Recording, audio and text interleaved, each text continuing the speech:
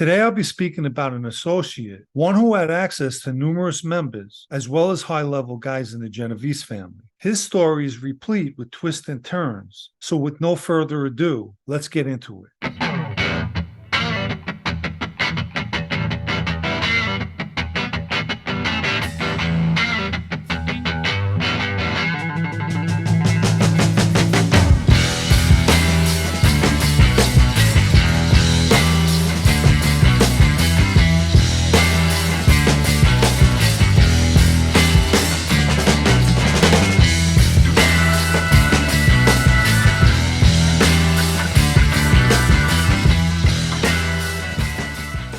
Michael Cookie Durso was a West Side associate. This came to be most likely through his cousin, Sabatino Tino Lombardi, who years ago worked at a restaurant in Little Italy, and it was while working at that job that he met Joe Zito, who at the time was a member of the West Side captain Rosario Ganji's crew. In time, both Lombardi and Durso became associates of Ganji's crew, and Zito put the cousins in a loan sharking business. One of their customers was a pizzeria owner, Carmelo Polito, who everyone called Carmine Pizza. Polito was an avid gambler and also an associate of the Ganji crew. He was good friends with Mario Fortunato, a baker and owner of Fortunato Brothers in Williamsburg, Brooklyn. Although we're speaking about associates of the West Side, I always knew Fortunato to be around the Bonanno family. Nevertheless, all these guys stayed together, usually to play cards. But that didn't mean they all got along. The relationship between Durso and Fortunato was rocky, to say the least. Durso would go on to say, "Since I was a kid, I used to watch Mario abuse my father. He'd belittle him at the card table. He'd put a chair next to my father, get on the chair, and fart on his head. On several occasions, Durso assaulted Fortunato over remarks that he found to be disrespectful. So there definitely was built-up animosity. At some point, Polito started staying around a crew that belonged to West Side captain Ali Shades. When Lombardi and Durso learned of this, Lombardi approached Polito and told him he shouldn't be staying around that crew. Polito repeated his words to Ali Shades, who then reprimanded Lombardi, reminding him that he was just an associate and he should mind his business. Eventually, Zito got involved and put a stop to Polito going around Ali Shades' crew. By November of 1994, Polito owed the cousins a significant amount of money. Specifically, he borrowed $50,000 from Lombardi and $10,000 from Durso, and the stress of having to make the weekly VIC payments was getting to Polito. As a result, he went to his cousin, Gianco Imbrico, who was a Bonanno associate, and another cousin, Angelo Cerasolo, and explained to them that Lombardi and Durso were pieces of shit and had to go. They both agreed to get involved. Initially, they went to Lombardi's house where they were going to ambush the cousins, but decided against it. Cerasulo then recruited Anthony Bruno and convinced him to get involved. They would make another attempt, but this time it would be Bruno who got cold feet, and they called it off. Nonetheless, a new plan was set in motion. Polito and Fortunato would get the cousins involved in a card game, and then Brecco and Bruno would come in and shoot the cousins, with Cerasulo acting as the getaway driver. On November 24th, 1994, as planned, Polito, Fortunato, and the cousins were involved in a card game at the San Giuseppe Social Club at 420 Grand Avenue in Williamsburg, Brooklyn. Around 2 a.m., Brecco, Bruno, and Cerasulo walked into the club. According to Bruno, who would later cooperate, he was pacing back and forth while inside the club. He had a .38 tucked into his jeans. He walked over to a mirror and began combing his hair and said to himself, "Screw it." He pulled his gun out and shot Durso in the back of his head. I pulled the trigger and I saw Mike's hair split as the bullet went in. Then Gianco jumped off the wall and started shooting Tino on the side of the head. After the shootings were over, everyone ran out of the club, except Bruno. He noticed Durso was still alive. He heard him call out to Lombardi while holding his head, but then he collapsed on the floor. Bruno claims he was going to finish him off with a knife, but couldn't bring himself to do it. Think about the mentality on this guy. He just shoots a guy in the head, but can't bring himself to stab him. Once outside, Bruno jumped in the getaway car with Cerasulo and Brecco. They drove the car to an impound yard in Greenpoint and left it there. Then jumped in a car driven by Polito, who drove them to a diner. Durso described getting shot on that day. The next thing I know, I felt like I got hit in the head with a baseball bat. After regaining consciousness, he called out to his cousin, "I don't know if you hear me. I'm going to get help." I tried stumbling out the back. I couldn't get out. I ended up exiting the front because it was easier to get out that way. Once he made it out of the club, he went to a friend's house. I put my finger in the back of my head. My whole finger went in the hole. I didn't know if I was going to live or die. Even though he was injured, he was able to tell his friend the list of suspects he felt were responsible. At the hospital, the doctor who treated him said, "Whoever's in the room with this guy better go out and buy a lottery ticket because you're in the room with the luckiest guy in the world." Although questioned by law enforcement, Durso didn't give the names he felt were responsible. Following the shooting, Polito once again started going around Ali Shade's crew. After receiving word about what happened, Ganji was fuming and sought permission to kill Polito. However, supposedly, Ali Shades outflanked him by going to Barney Belomo in order to protect Polito. In turn, Durso was warned not to retaliate, but he ignored those warnings, and he made 3 attempts by shooting at Polito in 1995. By this time, Ganji was under investigation. He would be indicted in November 1997 on a stock fraud case and re-indicted in 1998 for extortion. But at the time, his acting captain, Sammy Meatballs Alparo, was handling the crew. And he too told Durso to stop any more attempts at retaliating, and that order came from the top. Alparo himself was also warned that if anything was to happen to Polito, he would be held responsible.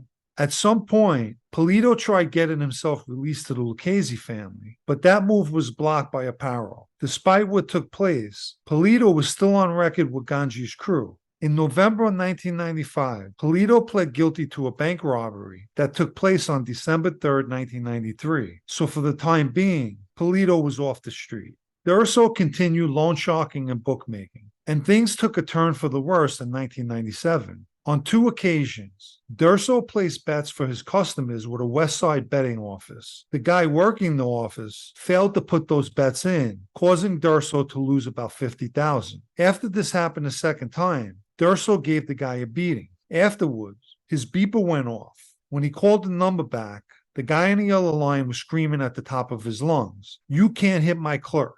To which Durso replied, "Oh no, I'm the one who got screwed over here. I'll go hit your clerk right now." Durso would later admit he didn't know who he was speaking to. To his misfortune, that person was Frank Farby Serpico, the acting street boss for the West Side. Supposedly, Serpico threatened to have Durso killed.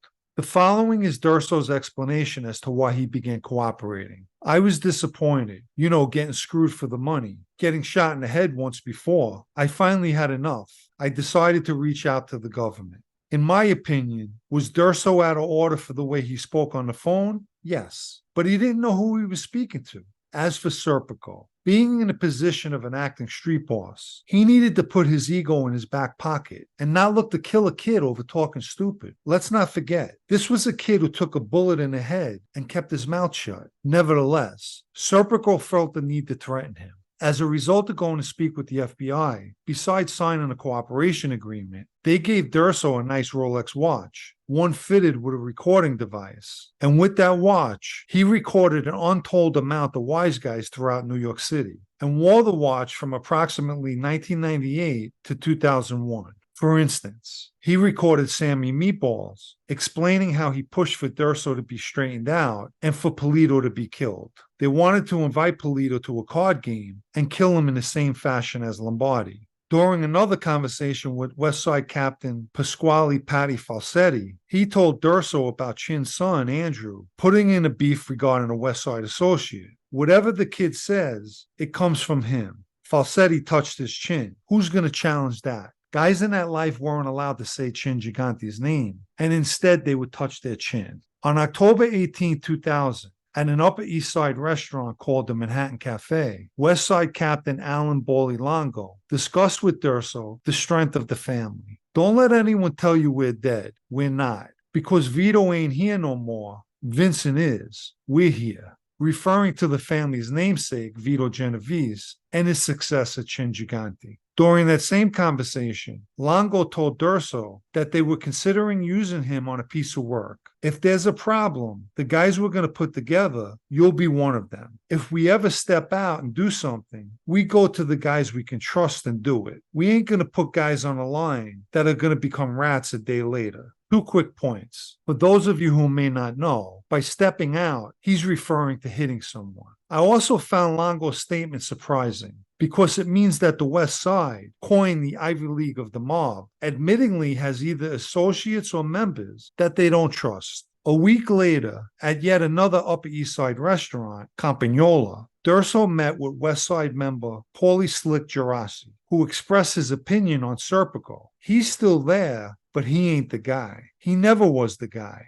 This is the guy. Genovese rubbed his chin, meaning that although Serpico had an acting street boss position, Chin was still calling the shots. Genovese went on to tell Durso, if you're not the kind of guy who's capable of hurting someone, you might as well stay home. A very true and accurate statement. In 2002, all of the people involved in the shooting of the cousins were arrested. Everyone with the exception of Polito and Fortunato would take pleas and plead guilty. In 2003, Polito and Fortunato would be convicted at their federal trial and sentenced to life. However, in 2004, those convictions were overturned and they were released. In June of 2005, they were rearrested and charged for the same crime by the state of New York. At Brooklyn State Supreme Court, Polito chose to take his chances with a jury trial. Fortunato, conversely, opted for a bench trial, which is when a judge, not a jury, decides your fate. Consequently, Polito was acquitted by the jury, but Fortunato was found guilty. After the verdict, Lombardi's mother shouted in broken English, "Revenge, revenge, revenge. Thank you, Lord." Her daughter, Lombardi's sister, explained, when prosecutors showed pictures of my brother's dead body, they laughed. Who's laughing now? She was referring to Fortunato's family. Fortunato was sentenced to 15 to life. However, he did get the last laugh. In 2010, the New York Court of Appeals vacated his sentence, and he was once again free. Adding insult to injury for the Lombardi family, Fortunato sued and was awarded $300,000 for an unjust conviction. Upon learning the news of Fortunato's payday, Durso had the following to say, "I'm shocked. It's a complete disgrace. I lived, my cousin died. Me, I don't give a fuck about him. But for my family, it's heartbreaking. He got away with murder, and now he's won the lottery." Durso would go on to testify at numerous trials. His recorded conversations helped the government arrest somewhere in the neighborhood of 70 members and associates. I want to remind anyone who'd like to show appreciation for these type of videos, and you could do so by hitting the Super Thanks icon found beneath, and thank you. After his testifying was over, Michael Cookie Durso sailed into the sunset and into the witness protection program. He wouldn't resurface until January 2020, and he did so in the form of an open letter that he penned to the mob. Durso caught wind that members of his former family were discussing his new name and his location. This took place while they were at an Upper East Side steakhouse. If you've been paying attention, the West Side obviously prefers restaurants on the Upper East Side. Anyway, I'll read his letter. This letter is a heads up to the individuals who was seen and overheard during the Christmas holidays at T-Bar, Steak and Lounge on the Upper East Side talking about me. Law enforcement folks told me you were talking about my new identity and where I might be living today. I hope that 20 years later, no one would be so stupid to get himself in very serious trouble over me. While I still have some respect for the life I once lived, and the life that some of my old friends and acquaintances still choose to live, rest assured, I will never get caught sleeping again. I am ready, able, and willing to defend my family and myself. Also, I have very capable ex-law enforcement friends with gun permits who are with me all the time.